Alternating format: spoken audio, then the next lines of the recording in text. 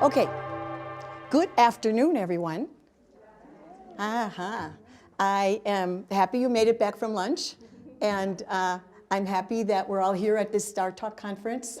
I'm finding that these are some of the best conferences, and I learn so much and I meet so many wonderful people. I'm sure that you're feeling the same way. So, you came to the session called Tried and True Strategies for Learner Engagement in the STARTALK Language Classroom. And my focus today is on some very simple activities that can get our kids engaged and get our kids talking and moving. And when I put the title to be Tried and True, I just wanted to let you know that these are activities that have been around for a long, long time. But they're powerful activities and they're strategies that will help to make your learners engaged. I promise. Do you believe me? Yes. Okay. So I'm going to do with you what I do in so many workshops, and that is I'm going to ask you to find a partner. So it's probably the person sitting next to you. So could you find out which one of you is going to be partners? It's possible to have a group of...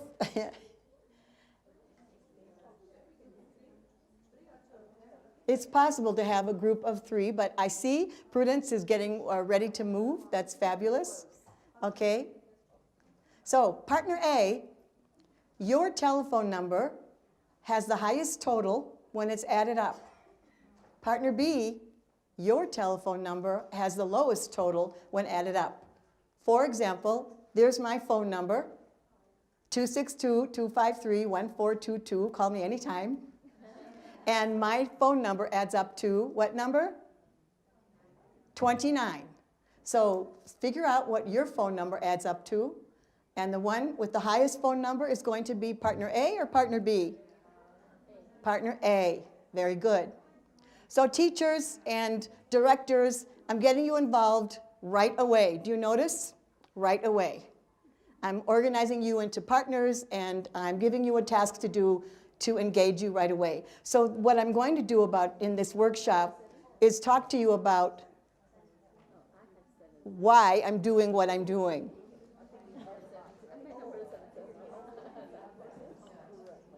Okay. So partner A is the person with the highest phone number. Now those of you that have just come in, come and join a group at a table. Yeah, or just pull up your chair to a table.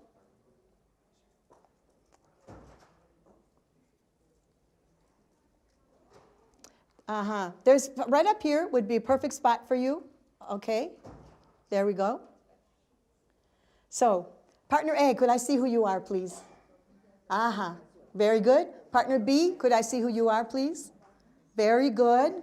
Okay. So, here's your job.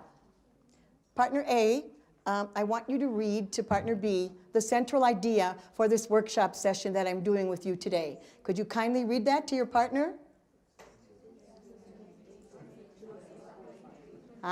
Student engagement is the key to learning. Partner B, tell partner A, you did a really great job reading that. Okay, partner B, now you get to work. Please read the focus question for this session to partner A.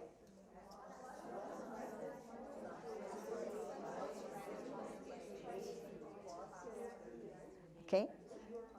So what are some tried and true ways to foster student engagement? Partner A, tell partner B, you read even better than I do. Okay.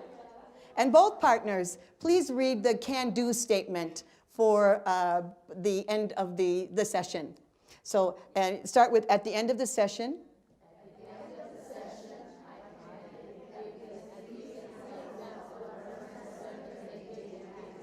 Okay, both partners say, wow, I really liked listening to you read.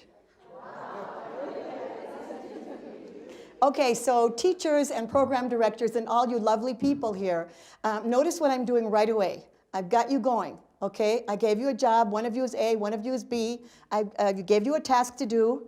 okay? And then I use some social language also in the process. And so I do this in every workshop because I want to model how powerful it is to make the partners say something to each other. And what's so wonderful about it is you tell them what to say. But then when they're saying it, it feels safe because they're simply just saying it to the person next to them. It's not like they're standing up and they're talking to someone else about it. So I wanted to start this workshop by engaging you, and I think I did. Did I? Yes. All right, let's keep going. And let's go with 2 quotes. And partner A, would you read this quote, please?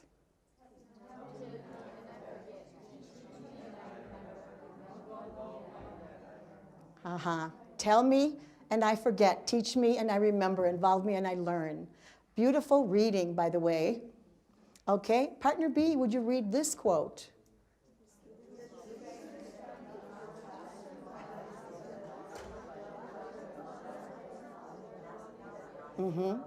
Right. And the true strength of our classroom lies in the collaboration of learners and not in the knowledge of the expert. And right now, I'm the expert, and I'm sharing with you what I know, but the true strength is all of us in this room, because every time that I talk about one of these tried and true ideas, your brain will spark another 10. And if we could only share all of that, we could have liftoff with the power that's in this room and the sense of engagement.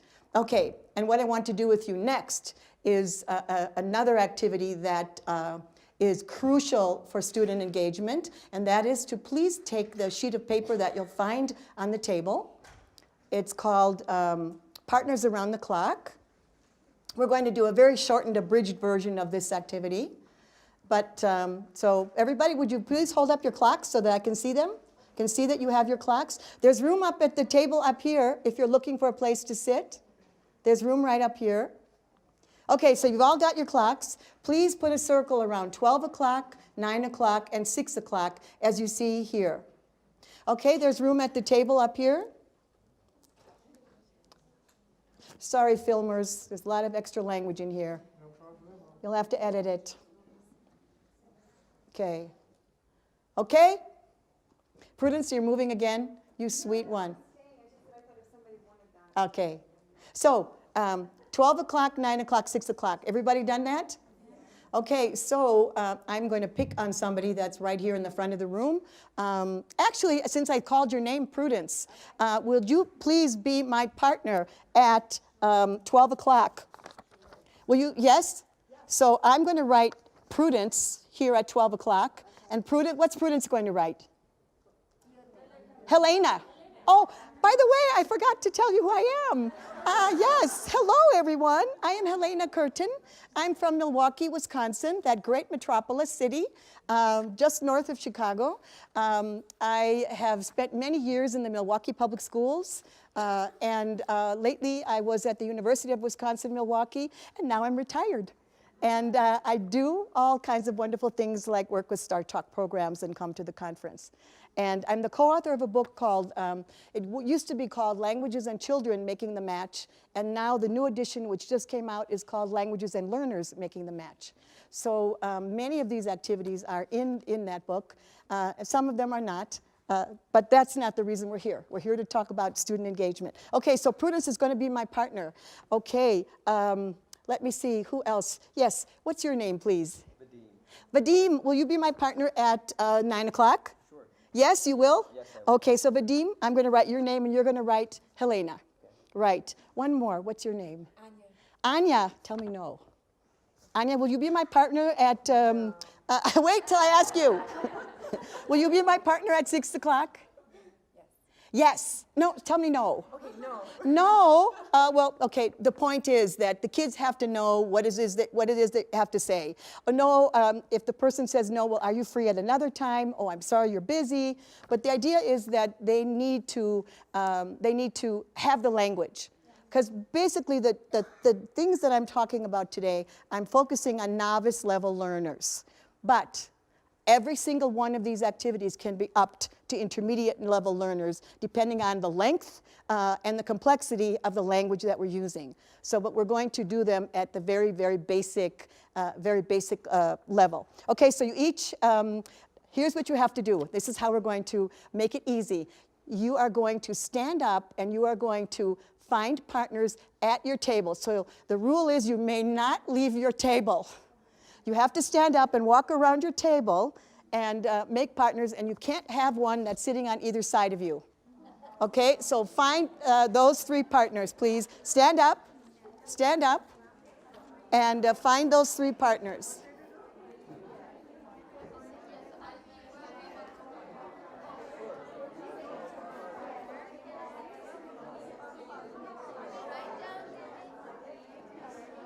Okay, now, teachers, guess what Helena forgot? She forgot the most important piece. Oh, and we're getting this on film too. The most important piece is that you have to have a way to get the students back to you, okay? And the way that I use is I have a bell, but it could be that you use clapping, or it could be that you flip the lights, but there has to be a way, and then I use my arm up in the air as the quiet signal. Okay, so when you hear the bell and you see my arm up in the air, what are you going to do? You're going to be quiet and put your arm up, put your hand up, and what happens then is the silence goes around the room. So the students then become silent because they see the other students be silent. Okay? So does everybody have a partner now? Okay, normally I would take the time to make sure that everybody has a partner, but we're only doing this so that you get a feeling for it and the fun of it. Okay, so now here's your job. Here's your job. Go to your 12 o'clock partner.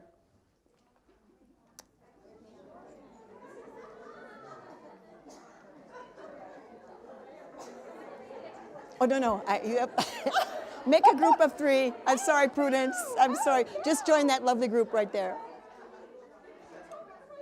All right. Okay, and here's what you have to do. Right up here. Say hello to your partner and tell your partner about yourself. It'll just take about 40 seconds for that.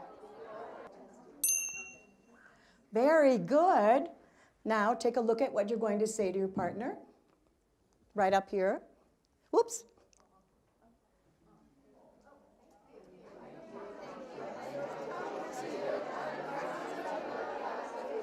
Okay. Go to your 12 o'clock partner. Oh, excuse me. Go to your 9 o'clock partner.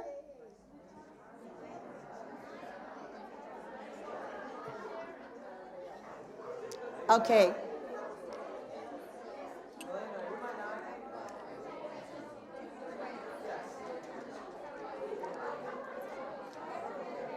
Okay, this is a really fun one. If you could go anywhere in the world, you had all the money, you had all the time, you had all the airplane frequent flyer miles, whatever it is, where would you go and what would you do? Take about 45 seconds to 1 minute to tell your partner that.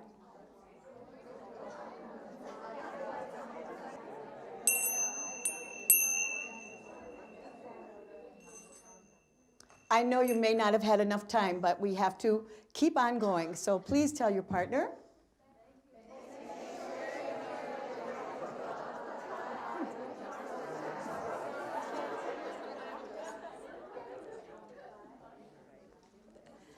Okay. Now, I am going to attach a handout to the PowerPoint that goes with this workshop.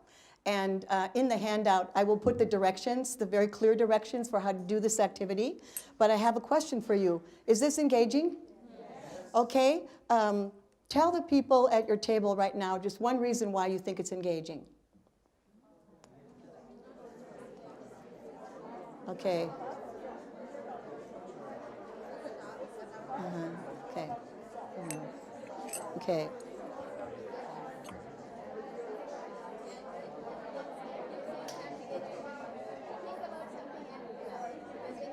Okay.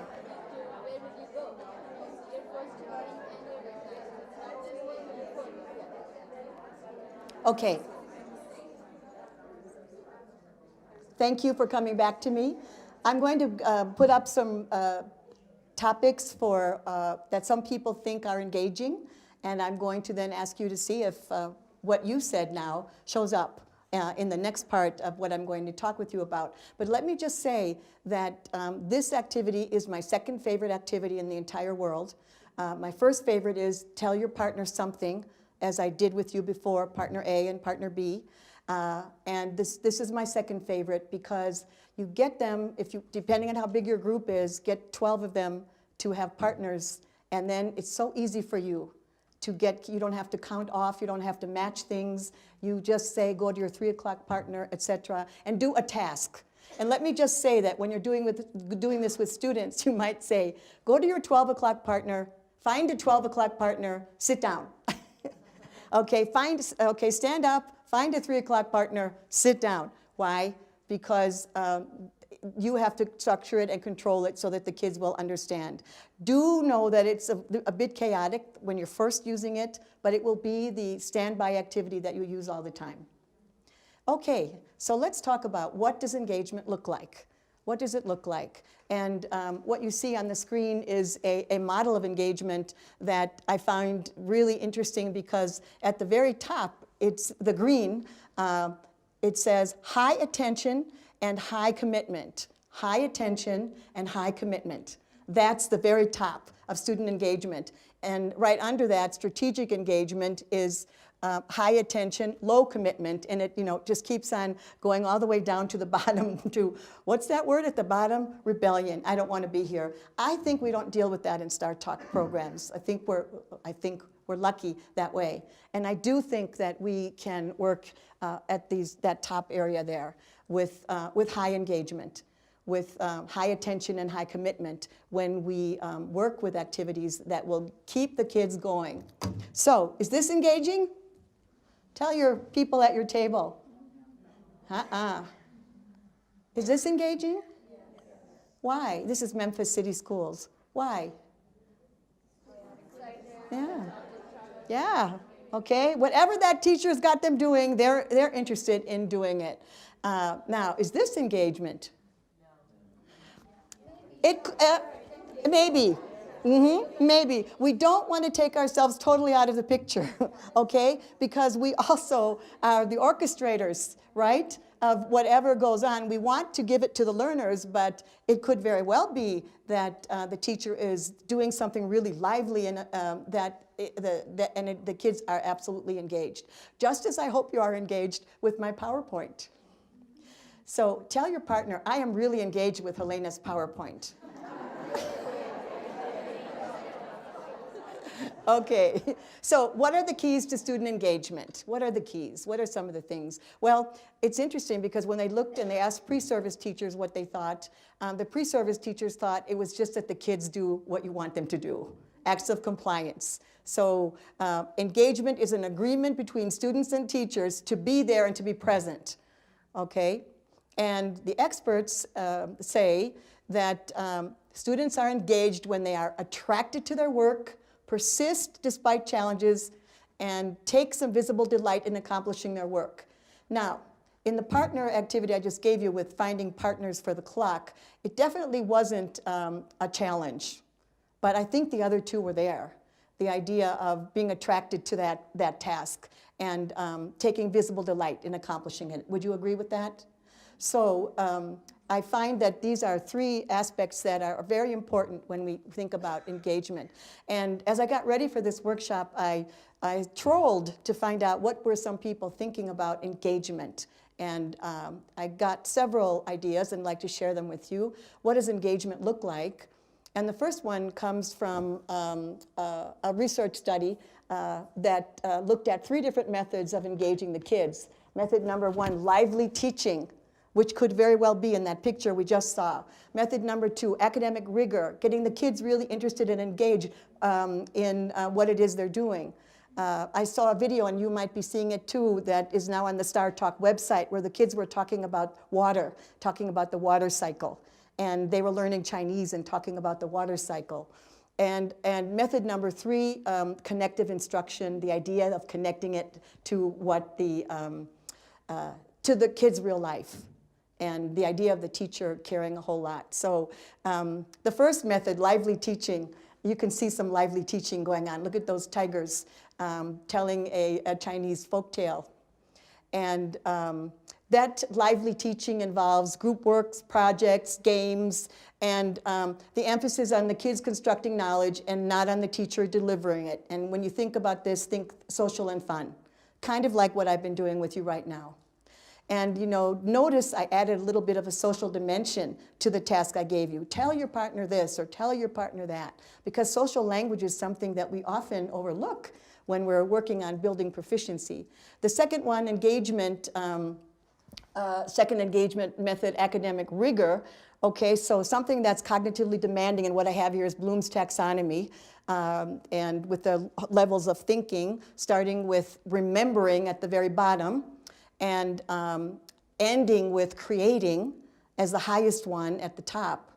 So our sad news that we have to think about in teaching, which one of these is the ones we work at the most? Remembering. And so we always have to challenge ourselves to move. And so if we do, it's another way of engaging the kids, because we're making them think, we're not just making them parrot back some information. And I have a really cute example here. This is fairy tales using Bloom's taxonomy. So the idea is that no matter what level we're at, we still can, you know, scaffold students' thinking. And this is the Three Little Bears. So there's the various levels there. So look at the blue. Can you read the blue one at the very top there to your partner? Partner A, would you read that to partner B?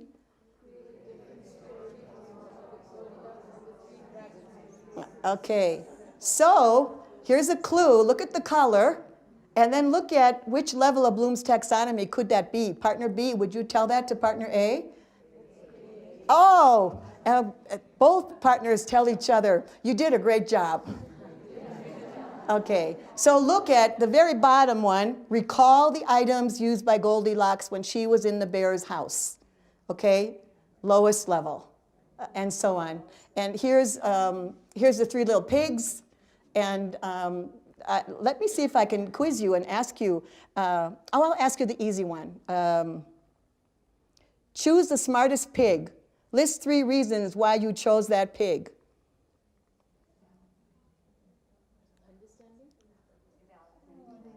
I think it's evaluating. But anyway, don't want to spend too much time on it, but I just wanted to tease you with this. So this third one in the study, if you notice in the highlight there, excuse me, not the highlight, but the title, it says, engaging kids with 7 times the effect. The strategy or the way that got the most results was connective instruction, the idea that the teacher helps the students make the connections and the teacher cares about the students.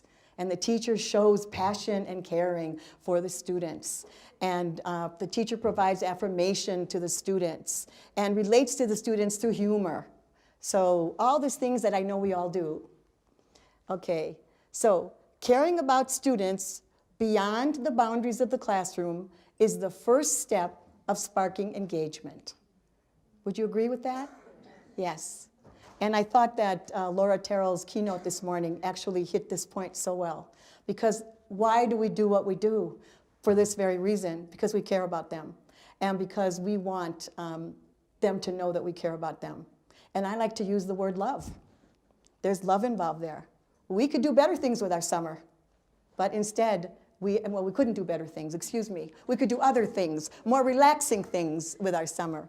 So what does engagement look like? Here's some other ideas, and the ones that are in the blue color, I'm going to just talk about a little bit. And all of these, this presentation will be on the website, so don't worry about having to copy everything down. So just the idea of making things simple for the kids and using graphic organizers. So here's a long list of what one group of people thought were ways to get kids engaged. And the one I picked on was just the graphic organizers. And the other one that, of course, is always there is student movement and getting the kids moving around. So as you look at these pictures, you see happy kids. And as I have worked in and visited STARTALK programs, I do see this. I see a lot of student movement. Games, lineups, and inside-outside circles. These are two strategies if you don't know them. The lineup where kids are facing each other and talking to each other and the line moves and each time they talk to a different partner. The same with the inside-outside circles. There's such easy ways to create engagement because every time they face a new person, they're engaged in another way with a different task. Hands-on concrete experiences. I've seen many in STARTALK programs.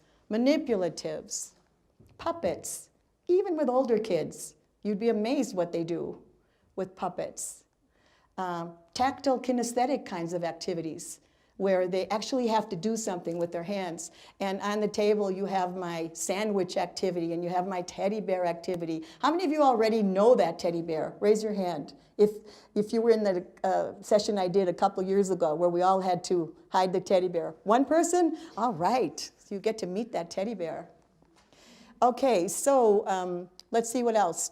The last one, we'll look at that, student-centered, which is actually what we're talking about here. So I wanted to refer you to what is in the second last page of our conference program, this idea of what is student-centered learning look like. And I just think this is really awesome because where you see the blue arrow is where I think the activities that I've been talking about actually land.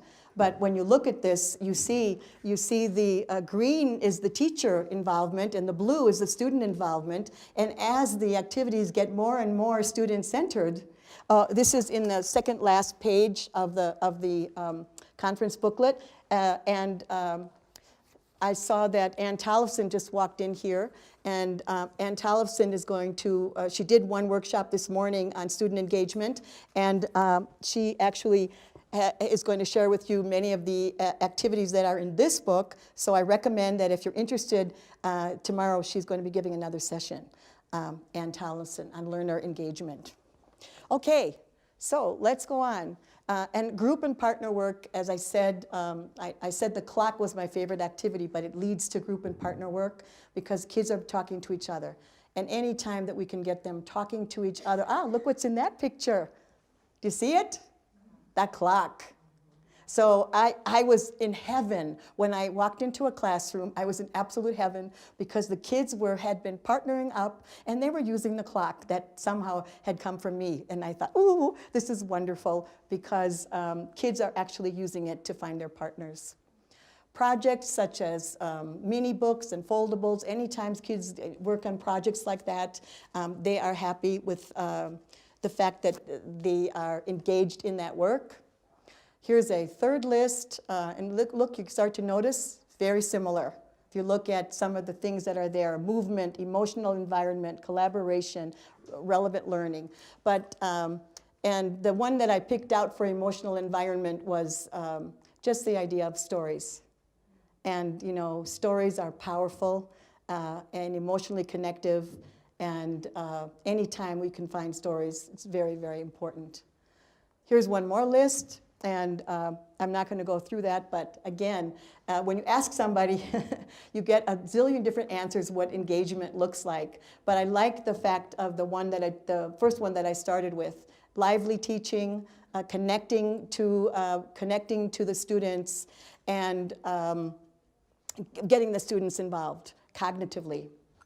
Okay, so I'm going to end this little section with that one, number 4. Can you read that out loud, number 4? Clearly love what you do. And there you are, okay? The STARTALK teachers in the summer, Superman and Superwoman, super teacher. So what does engagement look like? Let me just give a couple of concrete examples. I want to start just with one other thing, and that is that when we have the kids engaged, we have to check to make sure that they're doing what we ask them to do. Now, I skipped that with the clock activity, but what I would have been able to do in a regular class is check. What did your 3 o'clock partner say? What did your 9 o'clock partner say? Where did your partner want to go if he or she had all the money in the world? I want to go to Bali, and I want to go to Vietnam. and I want to go to Xi'an. And, well, probably a few other places too. So, and just that idea of, yes, we're getting them engaged, and how are we checking? And the thumbs up and the thumbs down, very helpful. Do you understand? Don't you understand? But of course, you have to take it a step further. If they say they understand, you have to make sure that they do. Or this is one of my third favorite activity, where the kids have to show you. And they hold up something, and they show you. They draw it, they write it, they do something with it so that you can see that they got what it is that you wanted them to get. And it could also be they hold up a picture. And this is that same idea of signaling, but instead of using thumb up or thumb down or thumb sideways, students hold up green if they get it, hold up red if they're confused, or hold up yellow if they're not sure. And here's some ways that teachers have the kids check at the end when they're leaving class, with Post-it notes or with baskets where they put some little note or they put something. And I thought that this is also very important as far as student engagement, checking what it is that they've gotten. Okay, so the last part is I wanted to talk to you about another example of what engagement looks like, and partner and small group activities. And let me start just with the idea that when we do partner and small group activities, how do we organize them? That's always the challenge. And of course, I have here the clock. But I want to tell you, you don't have to just use a clock. You could have your partners be around the world. So this time, Prudence, I don't want you to be my partner at 12 o'clock. Will you be my partner in Kenya? Uh-huh. Or let's see, where else? Would you be my partner in Brazil? Sure. Okay, she says yes, okay. And so on. Or here's actually a better map of the world where I could just take that and put a line above the countries, or whatever countries I wanted to teach. This is a French teacher friend of mine, and they have a partner in various cities in France. Here's a Spanish teacher, and their partners are around the neighborhood, a Japanese teacher, somewhere on the island. Anyway, the organizing the partners, here's a Russian teacher, and got an agenda, and so it's very much like the clock, but instead it's your agenda, and so on. So there are many other ways to organize partners, but I'm showing these because you can use these over and over and keep them probably for the entire weeks of the STARTALK program. Question? Can we use this for novice who doesn't have any word vocabulary? Absolutely. For finding the 12 o'clock partner, it's just simply, all you have to know are the numbers. Yeah. Will you be my partner at 1? Can you be with me at 1? You pick the phrase, okay, that you find would be the easiest to come across in your language. Or, are you free at 1? Or, can you be with me at 1? I think I've said that already. And they have to say, yes, I will be your partner. No, I can't be your partner. So you practice ahead of time. Absolutely. With novice learners. Thank you for asking me that question. Because these are chunks of language, memorized pieces of language that we give the kids. We model for them. I didn't really model for you, just very short, but we model for them. So you get a student up there, and you become partners with that student, and then you get another student, and then you have 2 students come up and show, so that they show how to do it. But basically, they have to say 1 or 2 phrases that you have taught them. Okay, so let's start with the jigsaw task. Let's start with talking about the various kinds of partner activities there are. And I started with interviewing and surveying, okay, where kids have to go around and take a survey. Do you like da-da-da-da-da? Do you like da-da-da-da-da? Do you like da-da-da-da-da? Yes, I like it. My partner doesn't like it. Finding and giving information is probably the most common one, where one partner has half the information, the other partner has the other half the information, and they have to talk to each other to find out what the information is. And we've got some like that. Or following giving directions. One partner says, Each of them has the same, but okay, one partner has a map and the other partner says this is how you get to da-da-da the place. What you see on your table are some sandwiches. I know you're getting hungry even though it's after lunch. So one partner could tell the other partner what food to put in the sandwich and so on. And solving problems and many other kinds. So these are the way that I've started organizing them, but if you started to, you would find many other ways. The main point is that one partner does not know what the other partner knows. That is how you make it engaging. That is how you make it interesting. And it takes a little bit of extra work.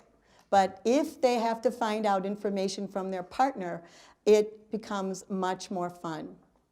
Okay, I'm going to share an activity with you that is super, super simple. It's called Hearsay. So on your table, if you would, open up the plastic. Partner A, you take the plastic Ziploc bags. Partner A, you take the A bag. Partner B, you take the B bag. And if you don't have any, there's on the chairs right by the projector, you can come up and get an A and a B Ziploc bag. Okay? And I want you to open up the bag and take out the activities that are in there. Okay? Okay. So partner A, could you raise your bag so I can see that you have A? Good job. Partner B, would you raise your Ziploc bag so that I can see you have B? And if you don't have it by the projector, there are all extras in case somebody needs it. Okay, on one side of the chair there's A and on the other side there's B. All right, take out that hearsay activity. All right, so you can just take a look at it. And I'm going to show you how it works. It's a chain. And I'm going to show you with a very simple, okay, it's called hearsay because when you hear something, you have to say what's next to it. All right, I'll show you. So right now you can see both partners. You can see A and B together. So let me show you how it works. So partner A says what? 5. Okay, now take a look at partner B. You see 5? Uh-huh.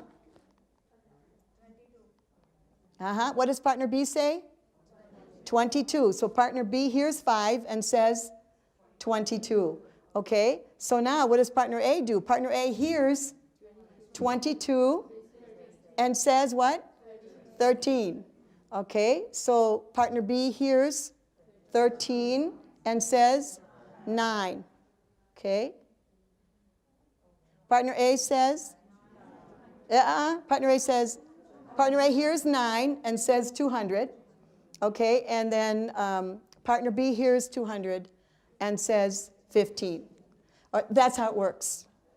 And it's very random with numbers, and there's not much language, but obviously you don't have to leave it at numbers. You can include any language, and it's really fun. So partner A and B, I want you to take the activity that's in your packet, okay, and I want you to do the hearsay. So partner A, you are going to start where you have the star, okay? You see it? Okay. Can I have that for a second? Yeah. Okay.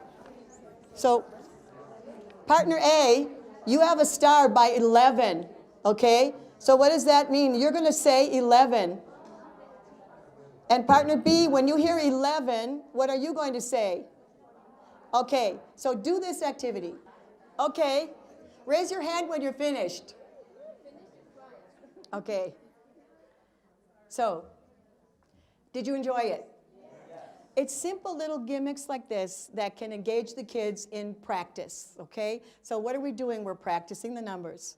And, but I just want to say that this activity can be done at any level. And so this hearsay activity actually is one that I'd like you to do. So can you do the second one that's on your sheet? Partner A, you're going to start with the star, okay? And the star says, let's start, right? And then when partner B hears, let's start, they're going to say what's next to it. Okay, go.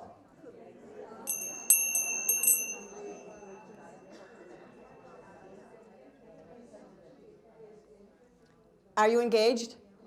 Okay, and I just had a little fun with it, with the Hearsay, with just explaining the activity, and just to show you the fun of it. Now, the next step could be, of course, that the students can create some, depending on what level they are, and you can keep the best ones and use them. So you can keep up building your supply of activities. Here's a Hearsay. It's a activity about plants. It starts with a seed as a plant, and it goes back and forth, relates to the regular curriculum. And let's do another one, and let's do the Jigsaw. Just a quick question. Yes, she can ask a question. So this goes mainly with the readers, or is there anything that we can do those who don't know reading? Oh, okay. Very good point. Thank you, because Chinese teachers have issues with this. So the numbers were fine, right? Pictures. But then how do you do here? They have to know the word, okay? They say they say whatever they see in the picture, okay? And that can be a picture of something complicated. It could be I see Goldilocks and the three bears. And then when somebody hears, I see Goldilocks and the three bears, they say, and I see the three little pigs, or whatever pictures that they are. So yes, it would be a little more complex, but thank you for bringing up that point. That's a very good point. Can we not do it in transliteration for novels? Transliteration, yes, or pinyin, absolutely. Absolutely you could. While you're getting into the, Because in novels, yeah, we right. usually give instructions in transliteration. Okay, she's saying that, for which language? For Hindi, that you use the transliteration, yes. You know, I just was in Kazakhstan, and lots of Russian and Cyrillic alphabet everywhere, and I was feeling like, ooh, lost. And so I would have liked a little transliteration, but actually I need to learn that alphabet. We have, okay, I'm going to go 5 minutes over since we started late. I hope that's okay with you. Oh, but it might not be okay for the next people that are coming in. So it won't be any more than that. We have 15 minutes. Okay, so this is another demonstration activity. So if you would please take out the envelope that says Jigsaw. You need, there only are 2 or 3 on the table because it's for a group of 4. So it's for a group of 4. So if you have a group of 4 and a group of 3, one of you has to take 2 of the sheets. Okay?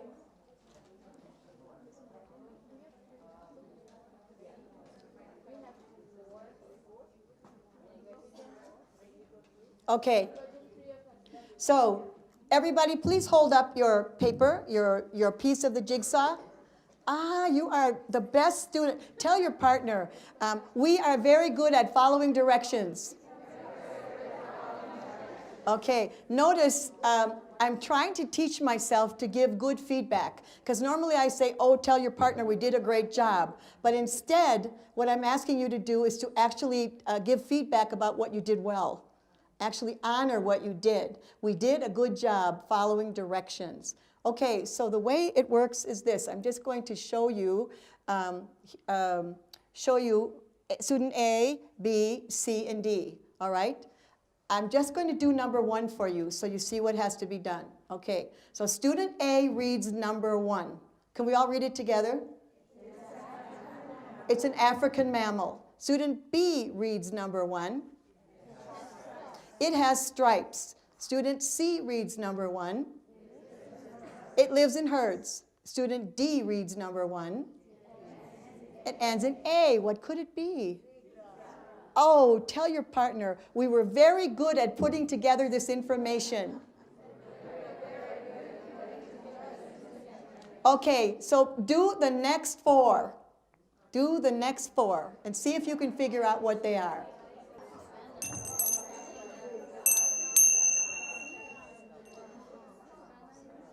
I know you're engaged, but we have to stop.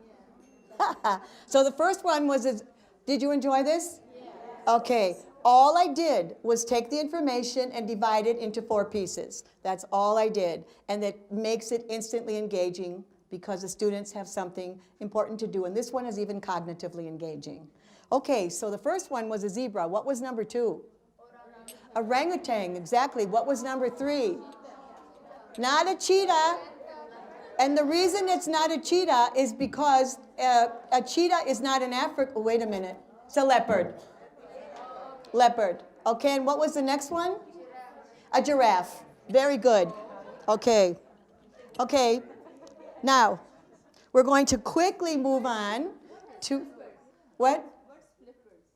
Leopard. Oh, a flippers. It's a seal with flippers.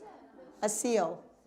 See, look at now. This is great because the engagement is showing she wants to know, what is this animal? Yes. And you are making me so happy. Okay. The bears. Okay, everybody just grab one of those bears off the table and pull the bear's house out of the Ziploc bag. Maybe you have it out already. Here's what the bear's house looks like. This is where he lives.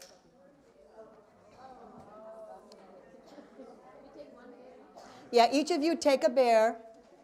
And now, take your conference program and hide your house from your partner. Put it up as a barrier, okay?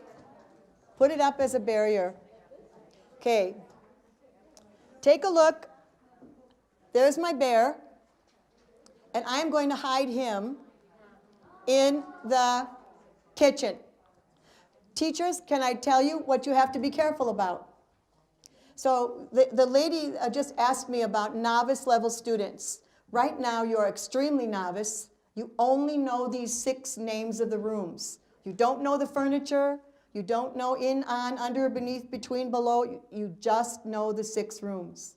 So what you're going to do is you're going to hide your bear in one of the 6 rooms, and your partner is going to ask you, is your teddy bear in the And you say yes or no. And then you get to ask your partner, is your teddy bear in the And your partner gets to say yes or no. And the wonderful thing about this is that if you find it on the first question, you hide it again. This is a way of practicing vocabulary. Now, depending on how complicated the picture is, it can be at very high, not very high, but higher levels of language. Okay, go just for 1 minute.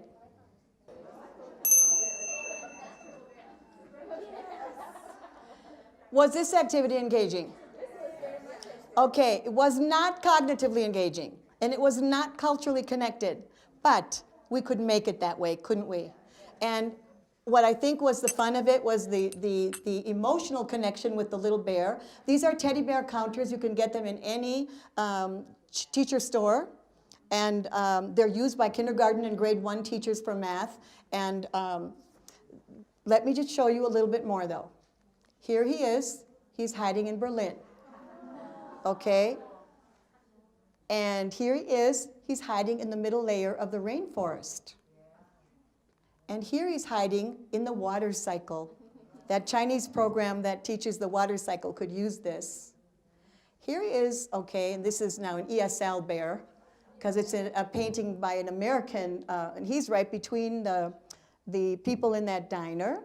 And here he is in a Spanish painting. And look where he is. Here he is on Michael Jackson's ear. Okay, so any painting, any place, this is the best. Here he is in Wisconsin. This is where I live. And here he is in China. And look where he is now. He's in, looks like a Russian place, okay? Anyway, you get the idea. Okay, now, as far as the sandwich goes, we have time for you is just to everybody take your sandwich and open it up. Open up your sandwich. And show me the eggs. Show me the eggs, please. Show me the eggs. Very good. Okay, now show me the peanut butter and jelly. That's the 2 dark blobs. There's the jelly, if you look up here at the PowerPoint, and there's the peanut butter. Okay? There's the peanut butter, and there's the jelly. Okay? Okay? Show me the cheese and the tomato. Show me the chicken and the hamburger. The hamburger is the first one. Okay, oh, but we don't know about the ham because some people here would not be able to put that in their sandwich. Okay, so now, everybody take a piece of bread, and on top of that piece of bread, put a piece of chicken. Yeah, then we have a problem. She doesn't eat chicken. Okay. On top of the chicken, put some jelly. And on top of the jelly, put some tomato. And then on top of that, put the other piece of bread. Pick up the sandwich, take a bite, and say, yum, yum, I don't like it. Okay, so what would I have you do with this activity? Let me tell you, each partner makes a secret sandwich. And they interview each other to find out what's in their sandwich. Now, it is not cognitively engaging, but okay, it's engaging. Because for many reasons, for many of the reasons we talked about, but it's not cognitively engaging. I could put calories on the back, I could put prices on the back, and of course I could make it cultural. This is a very USA-based sandwich. Okay, so the last activity I'm going to just skip over and just simply talk about it. It's called Finding Differences, okay? And each partner has a series of pictures, and they have to find out if their pictures are the same or if their pictures are different, okay? And this one is just very simple. I see a parrot, a bird, a hummingbird, a toucan, and a rainforest. And then partner B says, I see a parrot, a hummingbird, a snake, and the rainforest. Are they the same or different? Different. That's the job, okay? And then the last one, I just want to show you much more language here. My house, okay, this house number 1 has 4 windows. House number 2 has 3 windows. House number 1, you see, much more language. So just want to end this with telling you that